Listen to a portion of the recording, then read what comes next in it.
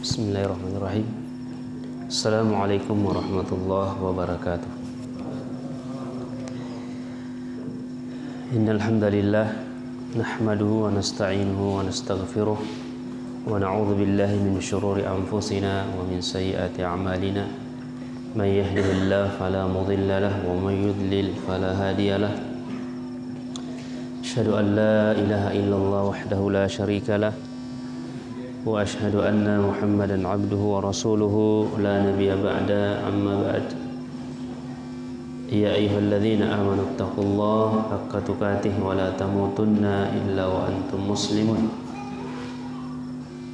Amma ba'd, fa inna asdaqal hadits kitabullah wa khairal hadi hadi Muhammadin sallallahu alaihi wasallam wa syarral umur muhdatsatuha wa kullu muhdatsatin bid'ah wa kullu bid'atin dhalalah wa kullu dhalalatin finnar.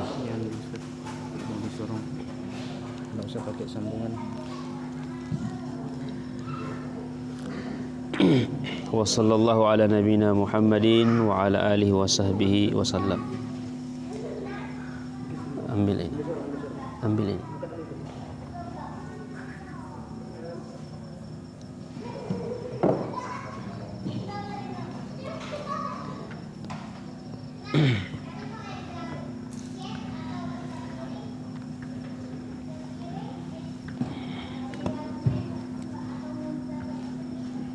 Baik, baik jamaah sekalian, ikhwani wa akhwati fillah rahimani wa rahimakumullah. Alhamdulillah, kita bersyukur kepada Allah Subhanahu wa taala atas berbagai limpahan rahmat, taufik dan hidayahnya kepada kita semua, sehingga alhamdulillah di kesempatan malam hari ini kita kembali dalam keadaan sehat walafiat dan juga diberikan waktu luang untuk bisa hadir di majelis yang insya Allah majelis yang senantiasa di dalam naungan rahmat, ridha dan maghfirah dari Allah Subhanahu wa taala. Kemudian salawat beserta salam semoga tetap senantiasa tercurah limpahkan kepada Nabi kita yang mulia, Nabi besar Muhammad sallallahu alaihi wasallam, dan juga untuk keluarga beliau, sahabat-sahabatnya, dan juga kepada segenap kaum muslimin muslimat yang senantiasa berada di atas petunjuk dan ajaran-ajaran beliau. Baik jamaah sekalian, pada malam hari ini sebagaimana biasa kajian kitab Syarah Riyadhus Shalihin, dan alhamdulillah pada malam hari ini kita sudah memasuki bab yang ke-93 dari kitab tersebut. Di sini 93 ya. Bab tentang ikram duyuf ya, atau ad-dhaif, ikram dhaif ya, memuliakan tamu. Jamaah sekalian yang dirahmati dan dimuliakan oleh Allah Subhanahu wa taala, dalam bab ini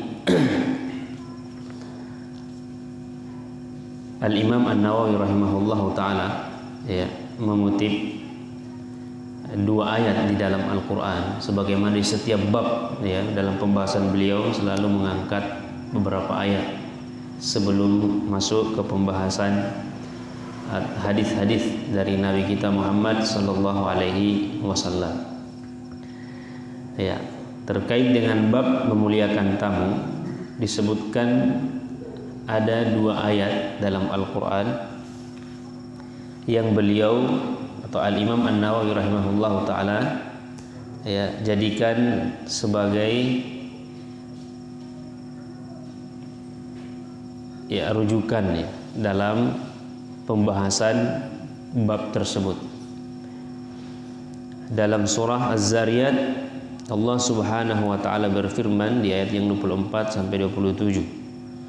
Hal ataka haditsu dhaif Ibrahimil mukramin.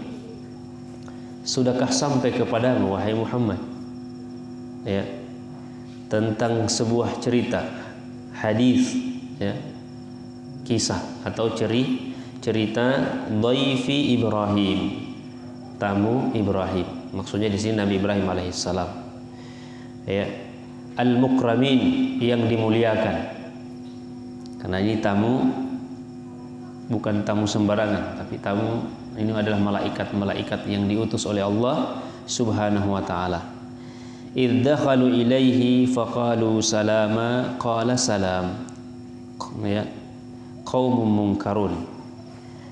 Kemudian ingatlah ketika mereka masuk ke tempatnya, maksudnya ke rumahnya Nabi Ibrahim, dia mengucapkan salam. Qalu ya faqalu salama, dia mengucapkan kata salam, artinya dia mengucapkan salam ya. Kemudian qala salam, kemudian Nabi Ibrahim menjawab salam, menjawab ya balasannya ya, ucapan jawaban seperti biasa kita mengucapkan assalamualaikum, jawabannya waalaikumsalam. Kemudian kaum mungkarun, di mana mereka ini adalah kaum, artinya orang-orang yang mungkarun, yang tidak dikenal. Artinya Nabi Ibrahim itu tidak tahu. Ya, bukan maksudnya dia ini orang yang masih asing ya. Ya, jadi belum ditahu sebelumnya. Namanya mungkarun itu artinya orang yang tidak dikenal. Sama dalam istilah hadis ada namanya hadis mungkar. Hadis mungkar itu maknanya hadis yang tidak diketahui, yang tidak ada, yang belum dikenal. Ya, sehingga tidak dapat diterima. Jadi ini mungkarun artinya orang yang belum dikenal. Ya, tiba-tiba muncul bertamu ke rumahnya Nabi Ibrahim, dan Nabi Ibrahim tidak tahu kalau ini malaikat.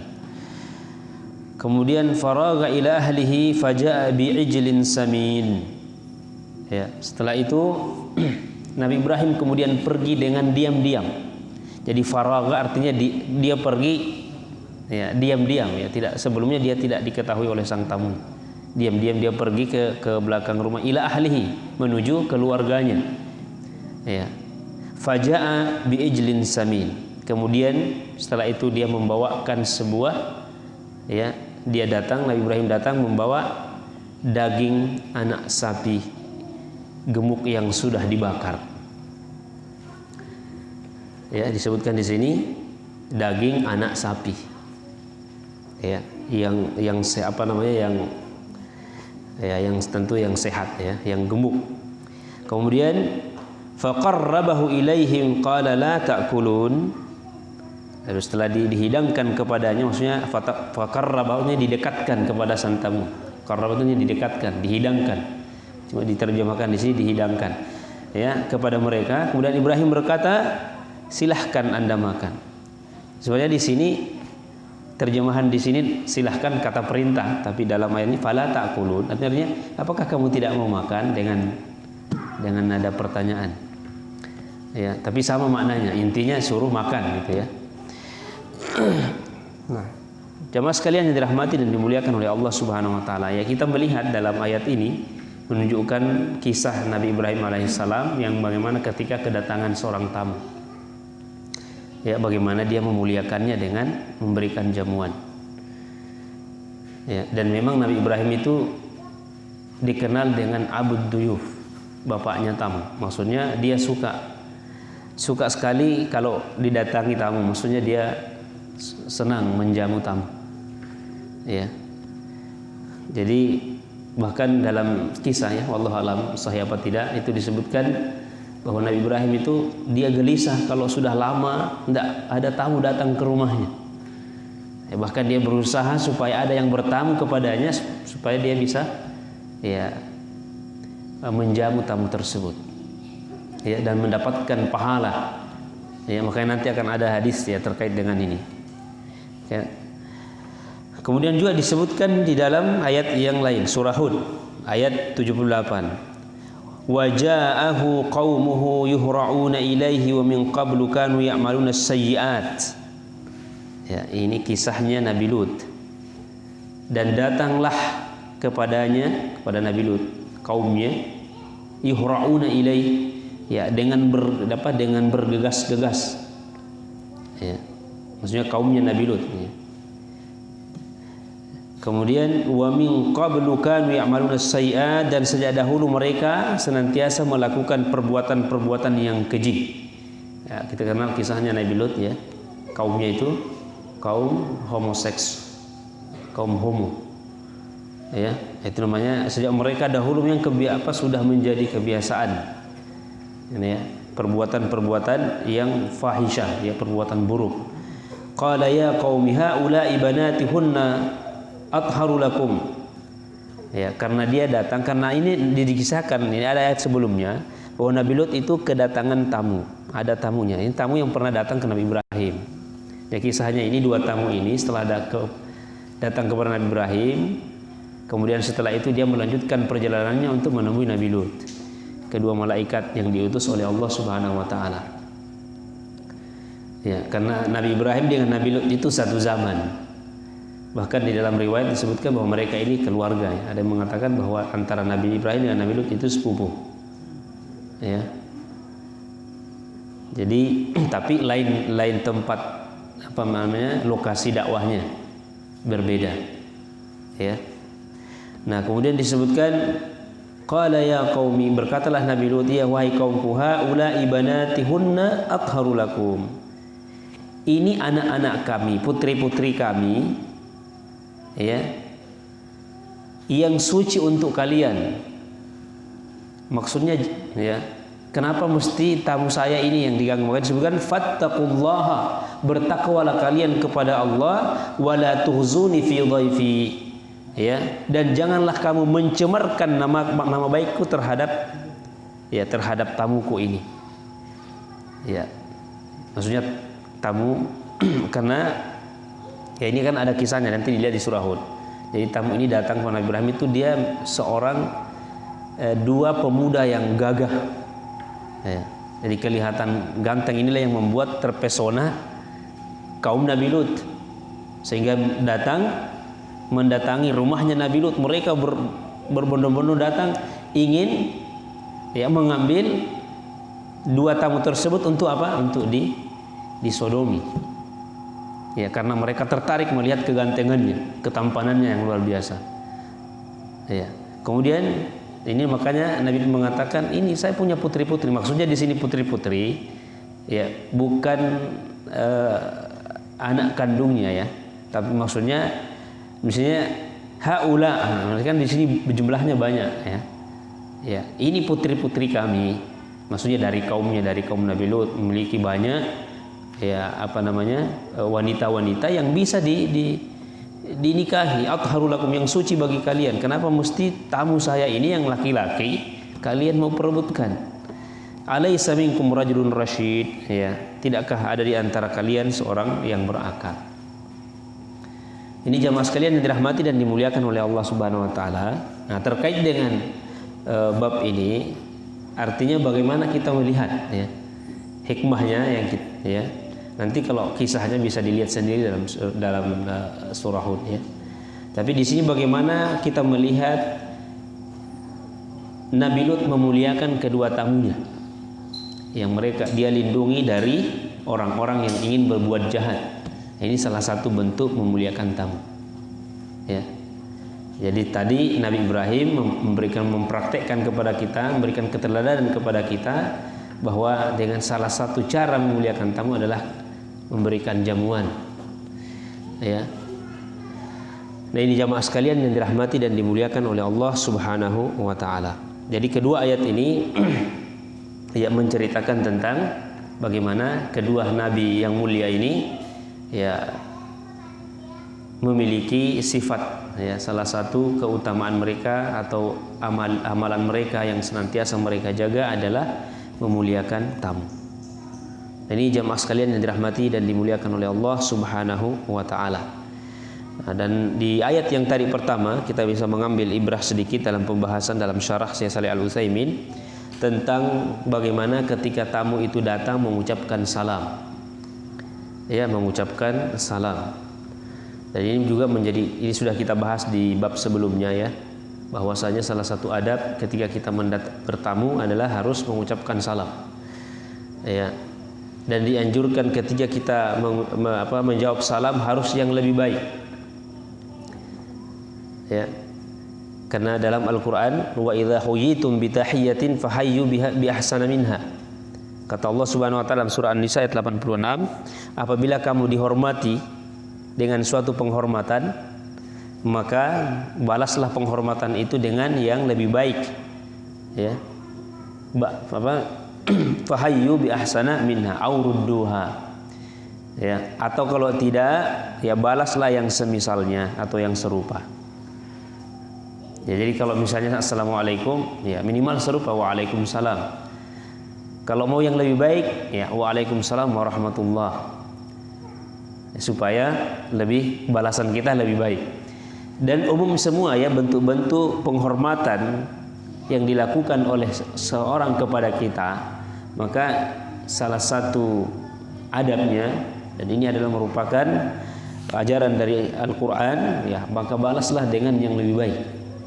Ya, jadi kalau Anda misalnya ada seseorang memberikan sesuatu, ya mungkin berupa benda yang berharga, ya maka berikan yang jauh lebih baik dari itu lagi kalau kita mampu. Ya, kalau tidak yang semisalnya. Ya, kalau tidak bisa lagi ya minimal jangan lupa jazakallahu khair. Ya, atau minimal syukran ya akhi. Misalnya, ya, kalau ada sesuatu ya kebaikan yang diberikan oleh seorang kepada kita, minimal karena jazakallah itu doa. Ya, doa kita kepada Allah Subhanahu wa taala untuk orang yang memberikan kebaikan kepada kita. Jadi jamaah sekalian dirahmati dan dimuliakan oleh Allah Subhanahu wa taala.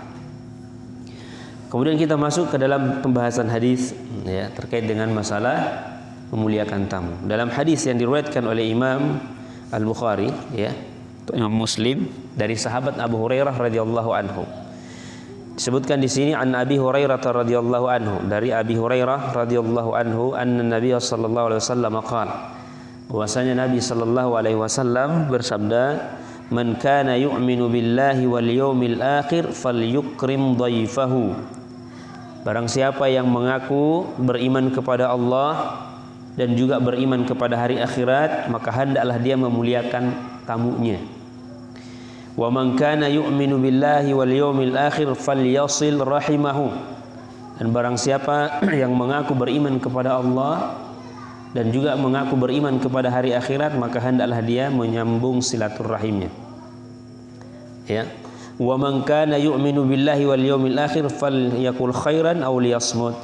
Dan barang siapa yang mengaku beriman kepada Allah dan hari akhir, maka hendaklah dia berkata yang baik. Kalau tidak, lebih baik dia diam. Ini ada dua riwayat ya. Ya, di dalam kitab An-Nawawi juga, di kitab Syarah Arba'in An-Nawawi ya, itu ada hadis juga sama, tapi ada satu kalimat yang berbeda. Nah, ya, kalau di dalam kitab Arba'in itu yang disebutkan pertama falyakul khairan aw liyasmut. Ya. Kemudian yang kedua, ya, man kana yu'minu billahi wal yawmil akhir falyukrim jarahu. Barang siapa yang mengaku beriman kepada Allah dan hari akhirat, maka hendaklah dia memuliakan tetangganya.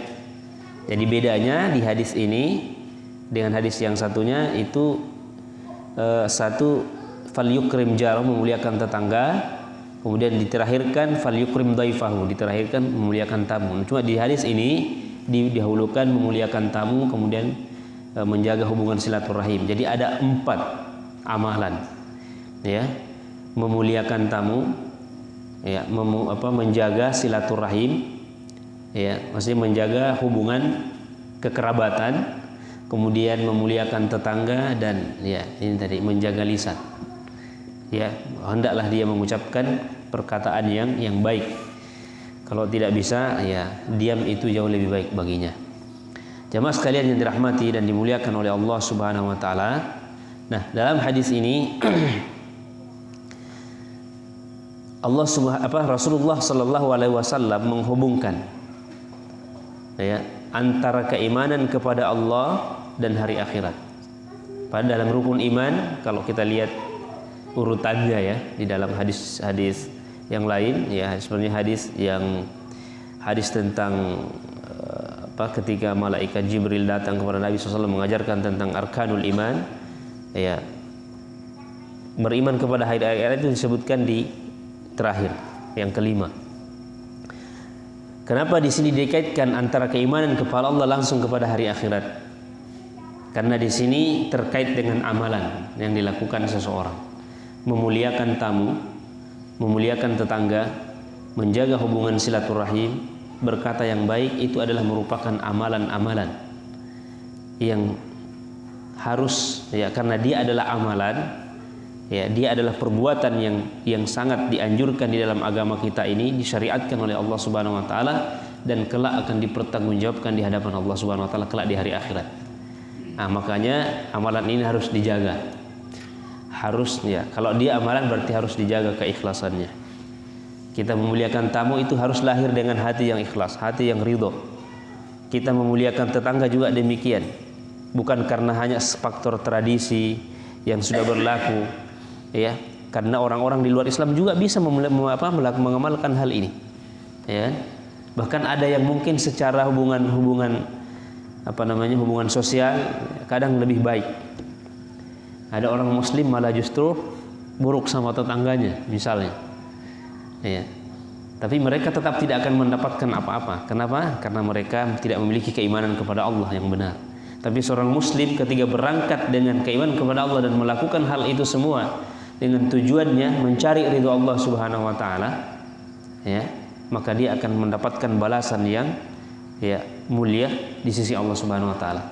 Jadi ini termasuk amaliyah ya yang harus kita jaga, dan ini termasuk adab-adab yang diajarkan oleh Rasulullah Sallallahu Alaihi Wasallam kepada kita, bagaimana ya kita memuliakan tamu, karena ini termasuk bagian dari perintah ya dan himbauan untuk memuliakan tamu dalam hadis tersebut. Ya, tentu jamaah sekalian yang dirahmati dan dimuliakan oleh Allah Subhanahu Wa Taala, ya menghormati tamu itu tentu berbeda-beda. Ya, makanya di sini Syekh Shalih Al-Utsaimin menjelaskan caranya, artinya ya disesuaikan dengan kondisi sang tamu tersebut.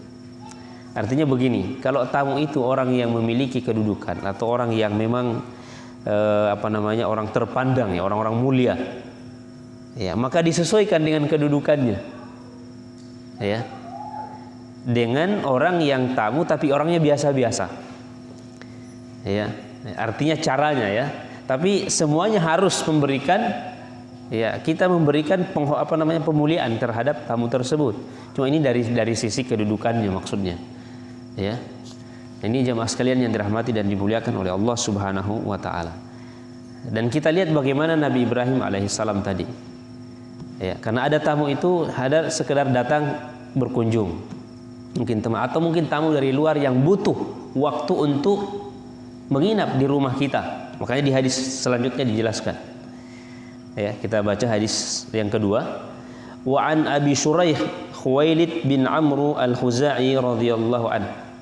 Dari Abu Shuraih Khuwailid bin Amr al-Khuzai radhiyallahu anhu, dia berkata, sami'tu Rasulullah sallallahu, setelah mendengar Rasulullah sallallahu yaqul, bersabda, man kana yu'minu billahi wal yawmil akhir falyukrim dhaifahu jaizatahu. Ada tambahan jaizatahu, barang siapa yang mengaku beriman kepada Allah dan juga beriman kepada hari akhirat, maka hendaklah dia memuliakan tamunya. Kemudian kata jaizah di sini maksudnya dan hak wajib untuknya dari tuan rumah. Maksudnya begini, sang tuan rumah itu memiliki kewajiban. Nabi memberikan tamu itu punya hak, ya, ada haknya di dalam agama Islam. Ketika ada orang datang bertamu kepada kita, kemudian kewajiban kita, ya, yaitu adalah memuliakannya. Kemudian disebutkan, qalu wa ma jaizatuhu ya Rasulullah. Sahabat ini bertanya kepada Nabi, dan apa hak wajibnya dari tuan rumah itu, hai Rasulullah? Maka beliau menjawab, ya, yaumuhu wa lailatuhu, siang dan malamnya yang pertama.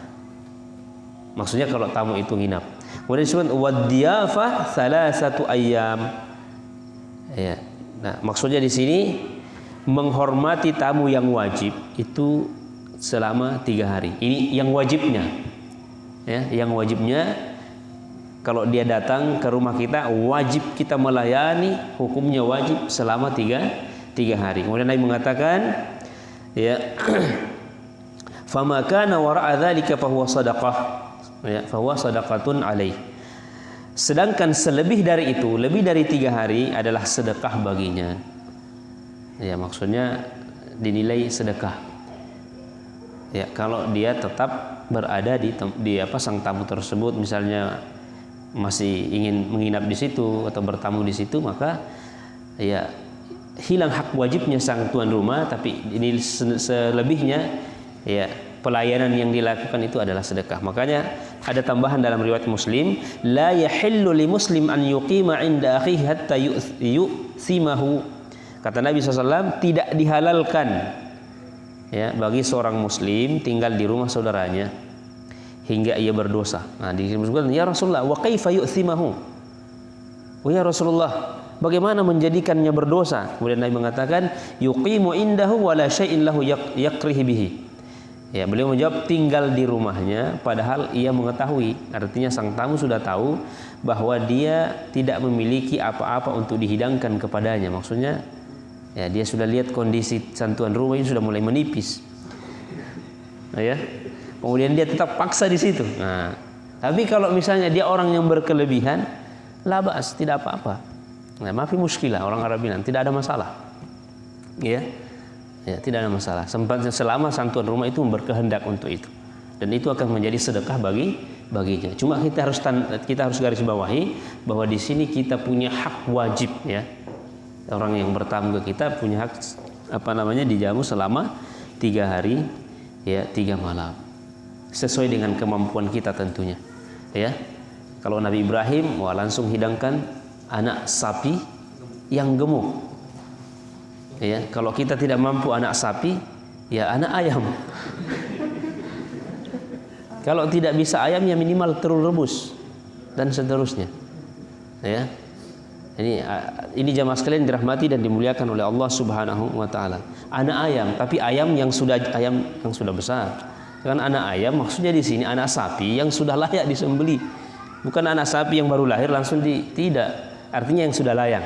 Ya, mungkin ada anak sapi umur 1 tahun itu memang dagingnya lembut.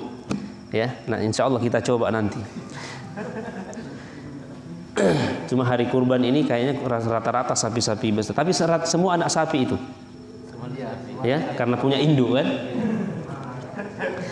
Ini jamaah sekalian yang dirahmati dan dimuliakan oleh Allah Subhanahu wa taala. Nah, inilah pembahasan dalam hadis yang mulia ini, ya, untuk kita perlu amalkan dalam kehidupan kita. Saya kira tidak usah berpanjang lebar pembahasan karena sudah mau isya. Intinya jamaah sekalian, jadi sekali lagi, berapa tadi amalan, ya? Memuliakan tamu. Kemudian tadi yang kedua, man kana yu'minu billahi wal yaumil akhir falyasil rahimahu. Ini harus perlu kita senantiasa jaga. Jangan sampai, ya, ada seorang yang mungkin sudah, ya, biasa, ya, dalam dakwah, mengenal dakwah sunnah, ya, kemudian keluarganya mungkin belum terjadi, biasakan terjadi. Kenapa beda, kan? Akhirnya kemudian menimbulkan keretakan. Ya, maka kita ini jangan sampai orang yang sudah mengenal dakwah sunnah, mengamalkan amalan-amalan yang diamalkan oleh Rasulullah SAW, tapi kemudian malah justru bersifat kasar, keras terhadap keluarganya yang mungkin belum mengenal. Ya, maka kita yang mesti harus lebih, ya, kita lihat bagaimana mencontoh para sahabat. Misalnya Abu Hurairah radhiyallahu an, Khalid, ya, siapa ya sahabat Sahabat yang banyak memang mereka sudah masuk Islam, menerima dakwah Nabi, tapi orang tuanya masih kafir. Tapi mereka tetap bermuamalah dengan kedua orang tuanya. Ya, tetap bagaimana menyambung silaturahim. Meskipun dia kafir, tetap kita ada hak di situ, kita tetap menjaga hubungan rahim itu.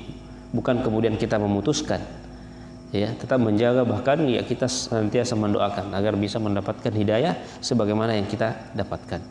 Ini jamaah sekalian yang dirahmati dan dimuliakan oleh Allah Subhanahu wa taala, karena memutuskan silaturahim itu dosa besar di sisi Allah Subhanahu wa taala, sampai Rasulullah mengancam, ya, la yadkhulul jannah qati'. Ya, tidak masuk surga orang yang memutuskan hubungan silaturahim. Maka cara menyambung hubungan silaturahim ketika misalnya ada keretakan, ya dengan berbagai upaya. Mungkin dengan kita datang bertamu, ya, berkunjung, atau mungkin dengan memberikan makanan, ya. Artinya bagaimana supaya hubungan nang retak ini bisa tersambung kembali, jangan sampai terjadi keretakan, ya. Ini jamaah sekalian dirahmati dan dimuliakan oleh Allah Subhanahu wa taala. Termasuk juga menjaga falyakul khairan aw liyasmut, ya. Ini jamaah sekalian, man kana yu'minu billahi wal yaumil akhir, maka hendak falyakul khairan, maka hendaklah berkata yang baik atau lebih baik dia diam. Ini akhlak seorang muslim, ya. Ini salah satu bagian dari akhlak yang sangat mulia, ya, berkata yang baik. Kalau tidak, lebih baik dia diam. Karena jamaah sekalian, ya, lisan, makanya ada pepatah Arab, istilahnya, ada biasa, ya, salamatul insan fi hifdzil lisan. Ya, keselamatan seseorang itu ketika dia menjaga lisannya.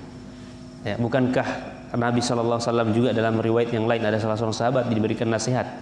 Ya, Nabi mengatakan jaga ini darimu, sambil Rasulullah memegang lidahnya.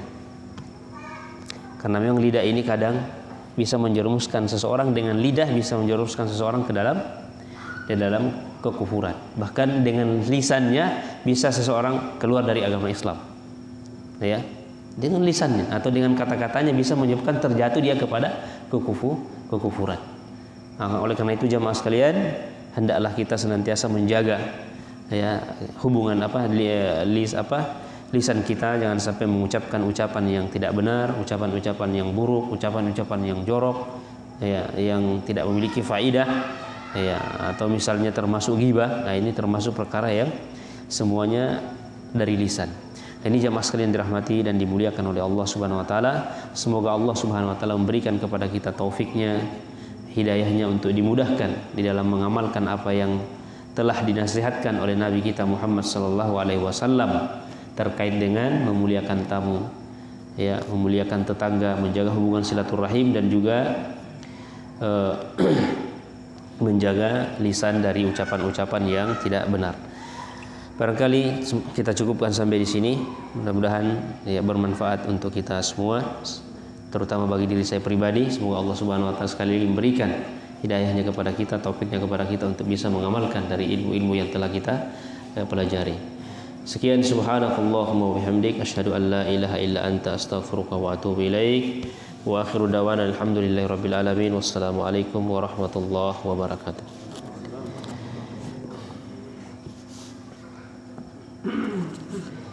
Ada pertanyaan? Kalau tidak ada, ya, ini